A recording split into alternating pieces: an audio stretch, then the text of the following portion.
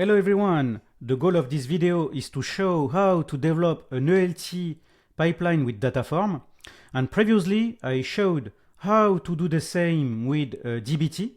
dbt is a tool that allows to apply some SQL workflows and to bring some behavior and dynamic behavior on our SQL queries for our data warehouse.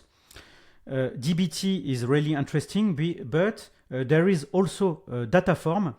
Dataform is a tool directly integrated in Google Cloud and in a BigQuery Studio. And I wanted to present the same architecture with ELT and Dataform and to show the advantages also for this service, because this service is fully managed in GCP and BigQuery. Some words about me. My name is Mazloum Tosun. I am a Google Cloud GDE and also a Docker captain and CDO at Group Biz. I publish my video in my YouTube channel. Feel free to subscribe. And I am also active in social networks, and feel free to follow me to see my content. I will jump on the architecture of the use case with the laser pointer. As I explained, Dataform is fully managed and proposed in BigQuery Studio, and I will show after the schema directly the action from the console. And with BigQuery Studio, we can directly access to the Dataform pipelines, and in Dataform, we will create a repository. And I will show manually how to create a Dataform repository, and Google Cloud propose a boilerplate code directly to play with Dataform with some code samples. But after this, I will show my code and my architecture directly proposed in the GitHub repository. And I will show how to synchronize my GitHub repository with my Dataform repository. And I want, with this practice, to show that my source of truth is my GitHub repository, and in this case I use GitOps practice to show everything is proposed in my GitHub repository, and when I will change my code logic in my GitHub repository, this code will be synchronized with the Dataform repository. And I will use then a Terraform to create the Dataform repository and also the synchronization with the GitHub repo. And the CI/CD part is done with Cloud Build, and everything is pushed and proposed in my GitHub repository. For the synchronization, I will use SSH to do the synchronization. And in my case, the SSH key is proposed in my GitHub account, and because we can also propose a SSH key per GitHub repository, but for simplicity and also in my case, for me it's more interesting to have a SSH key for my whole account, and that's why I will show how to do this synchronization. In the right side, on the right side, I have the BigQuery Studio. I will create the Dataform workflow. My use case is football related use case, like for the dbt part. I will calculate some KPIs on player statistic for Qatar FIFA World Cup. I have a staging step like for the dbt part. I load my raw data in a BigQuery table. Then my staging step with Dataform will read the raw data and apply some cleaning on this data. I will generate a view as a result, and after this I will create my mart step, and my mart step corresponds to my business rules and all my business transformations with Dataform. I will read the raw clean data, apply all the transformation, generate the final table with the group by per team and aggregation per team. I will calculate the top scorers, best passers, and so on. And at the end, I will show how to calculate dynamic views with Dataform, and also how to calculate dynamic tables with Dataform. Compared to dbt use macros to apply some dynamic behavior and to share some an equivalent of some functions and reusable functions. But for Dataform, the principle is to share this code in JavaScript and to use JavaScript language. And with JavaScript, we can create a model or separate some functions, and this function can be used as equivalent of macros for dbt.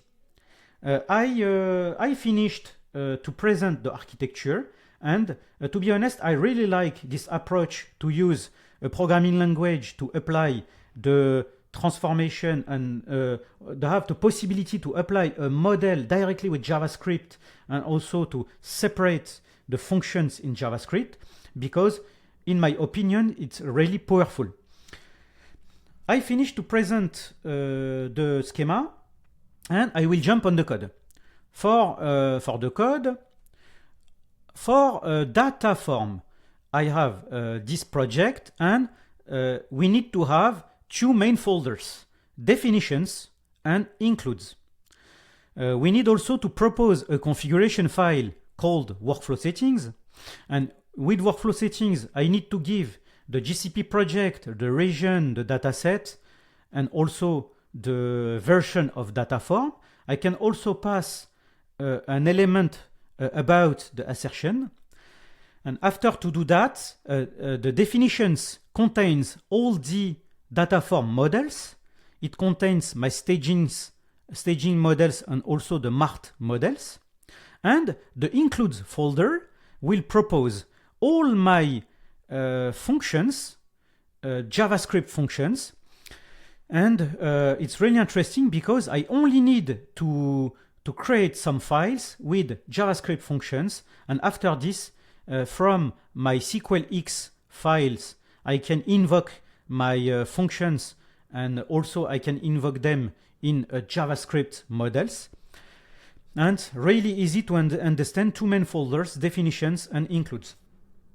For the raw part and the staging part, the syntax of the SQLX part on my model is to have this config block. In this config block, I will indicate the type of this and the result of this query is a view. I have a view as a result, and also I can bring a documentation from my table and my columns. I can add this documentation directly in the SQLX and the config block. I can also, if my documentation is verbose, I can also separate my documentation in a JavaScript file in order to improve the readability and to separate this code if needed. But I have the choice to propose it directly from the SQLX files or in a separate JavaScript file. My query is really simple. I read the raw data, I apply some cast and also some calculation. I need to have a Boolean, for example. After to do that, my mart step is ready. For my mart step and my business rules, the result of my query is a table. For the documentation, my documentation here is verbose, and I preferred to separate this documentation and the columns description in a separate JavaScript files. For the separation, I can explain after how to do that with Dataform, but we only need, for example, to prepare some constant. I have, for example, the documentation for top scorers, best passers, best dribblers, and so on. And at the end, I can prepare this constant with all my documentation, concatened. And after this, I can expose my constant. After to do that, I can directly in this block, with this syntax, I can access to, I need to give the file name here, and from the file name, I can access to the JavaScript constant. it's the logic for my documentation. I have also the BigQuery block. In this BigQuery block, I can give some configuration like the partition for the ingestion date on day and also some clustering on team name. After do that, I can prepare my SQL query. I retrieve my raw model calculated previously. I prepare all my statistics like the goalkeeper and so on. And after this, I can also separate a logic in a function. It's the equivalent of the macro for DBT. For that, I can propose a JavaScript block directly here, like this. But for readability, I can also add a file in includes. I created a file stat function, and in this file, I can propose my function with JavaScript. I can pass some parameters.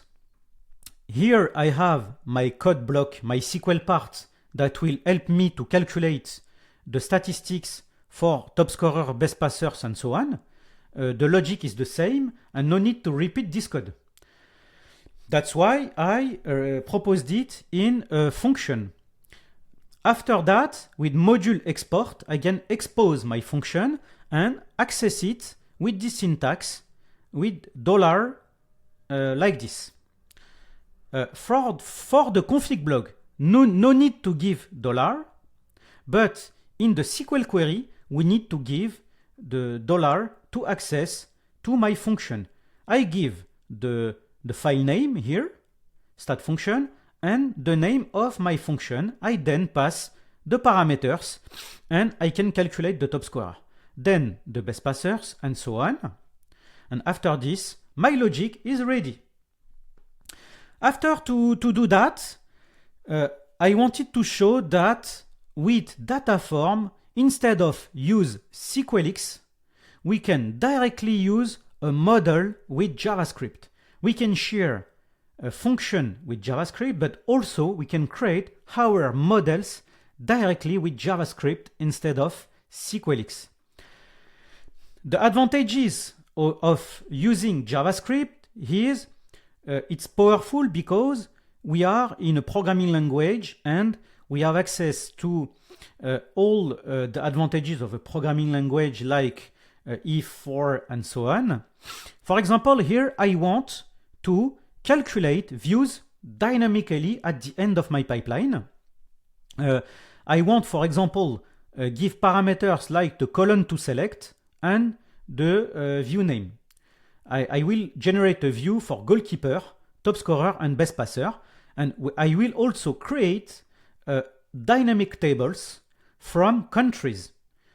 A table for France, a table for Argentina, and the table name for France and Argentina. The advantage, I can apply a for each on my views, and then with this syntax and the library, native library provided by Dataform, I have access to publish, and with publish I give the view name. I can concatenate the view name with stat. And with .query, I can propose my query with a lambda here. I have access to the column to select and access also to the view name. And I can access also to the final table team player stat as a model. It will generate all my views dynamically. I do the same for the tables. I apply a for loop on my tables. I access to publish. I give the table name with a suffix. I indicate the result is a table, not a view. And I apply my query with the where on the country name, and it will generate my tables dynamically. This syntax is really powerful and give really good advantages of Dataform because I think, in my opinion, macro is really interesting also to apply some reusable logic, but sometimes macro can be hard to read. Sometimes data engineer propose complexity in macro, and we have macro inside macros, and to be honest, it's not easy to read and for the readability. But with the JavaScript code, we have a more powerful way to apply our logic, and I think the readability is better. But in my opinion, it's really interesting to have this kind of feature. But yes, JavaScript is not the preferred language for data engineer, but it remains a programming language with all the powerful and the features about it. I presented the architecture with all the elements.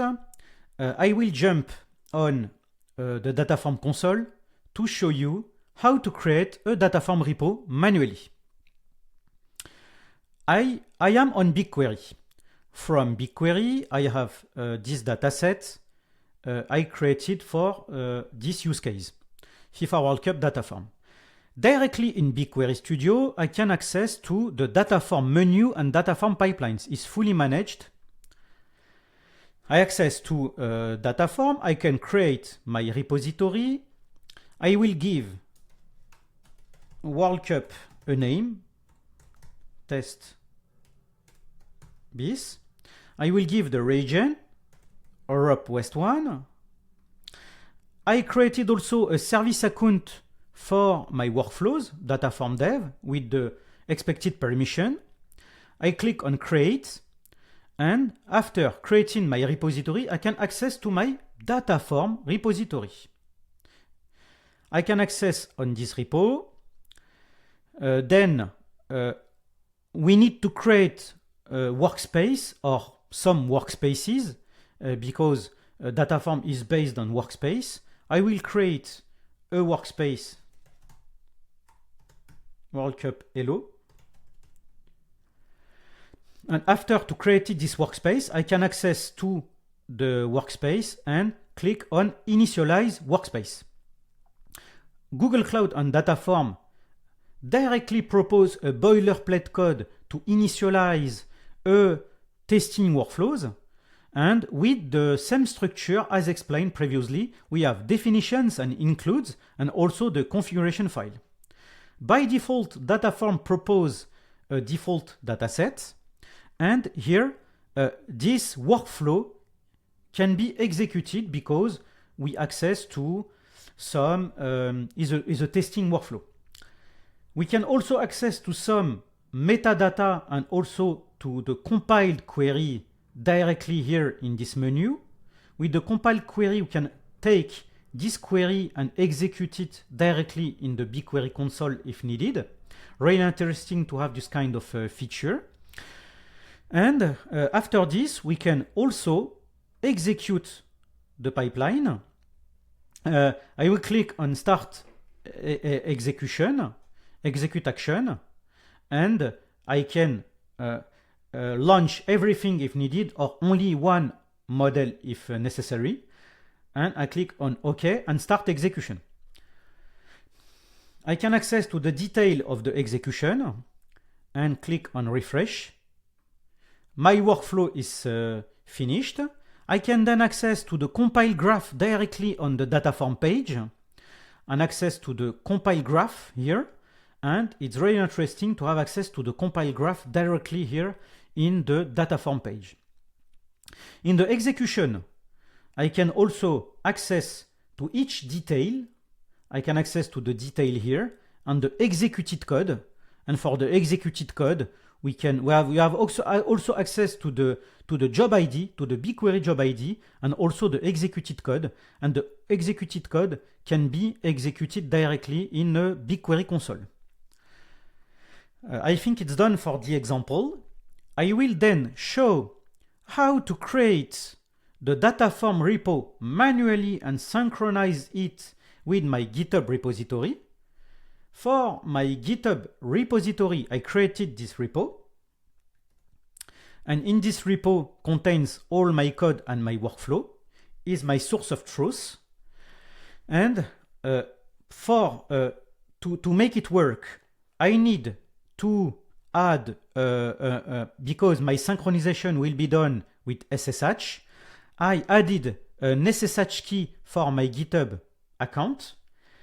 And after to created and added this SSH key, I need firstly to go to secret manager, and the secret manager, I need to add my private key, my GitHub private key, and I need to create and to add my GitHub private key in secret manager, because this element is needed by the Dataform repository for the synchronization between Dataform and GitHub. After to add this private key, I can access to the Dataform main page. I will create a new repo, World Cup GitHub bis. I access to my region Europe West 1. I access to my service account and click on create. I access to my repository and access to my repository World Cup test bis. I think GitHub bis, maybe it's this one. I then need to I need to access to settings, and in settings I have access to connect with Git. I click on connect with Git, I click on SSH, and for the remote key in my Terraform code, I will copy the remote key in the infra part. The format of the repo key is that. I will copy this, access to the element, copy my repo name, and and add the repo name here. The branch, default branch in my case is main. For the secret, I need to access to the path of my private SSH key from the secret manager, and I need to copy my public host key. It's really important to understand that the format accepted here is the GitHub public host key. It's also explained in the official documentation. I copied my my public key. I have also access to my public key in my Terraform code because it's public. No need to hide it. And I copy my element, and there is also an important aspect. The Dataform has a default service account, and for this default service account, we need to add this default roles, a secret assessor, because it allows the default service account for Dataform to access to the private key for secret manager. I click on link button, and normally the link is successful, and I synchronized my GitHub repository with my Dataform repo. I then access to the development workspace. I click on workspace ID, World Cup WK bis. I click on create. And after this, normally my workspace will take the code from my GitHub repository, and it's really perfect. I have the expected behavior. I have access to all my code. It's important to don't forget to click on install package for the first time. And after this, I can click on execution and start execution, and execute all my models. Click on OK, start execution, and normally my graph will be executed as expected. I click on refresh, and normally my graph is okay. The diagram is finished. I can access to the compile graph here, and for the compile graph, I have my staging step, my mart step, and also my dynamic tables per country, and my dynamic views per statistic. And it's really good. I executed the pipeline as expected. In execution, I can also access to the detail of my queries, and really good. And it's okay. After to presented how to create my repository directly from the console, I want to show how to do the same with a Terraform code. For a Terraform code, I prepared my Terraform code here. I prepare some version for Google Cloud and Google Cloud Beta. After this, I have access to I prepare some variables. I have project region, repo name, and service account email, and it's good. In locals with Terraform, I prepare the path of my private key for a secret manager and access to the latest version of my private key. I prepare also my public host key. Everything I done previously manually from the console will be done automatically with my Terraform code, and it's really good. I have this Terraform repository, Google Dataform repository, and I give a name, and it's really good. Command Z here, and I prepared my elements, and I have this block, Git remote settings. I give the Git SSH URL, the default branch, and also the SSH authentication config. I pass from local the path of the secret key for secret manager and the host public key also. It's really good. We have the behavior, the expected behavior here.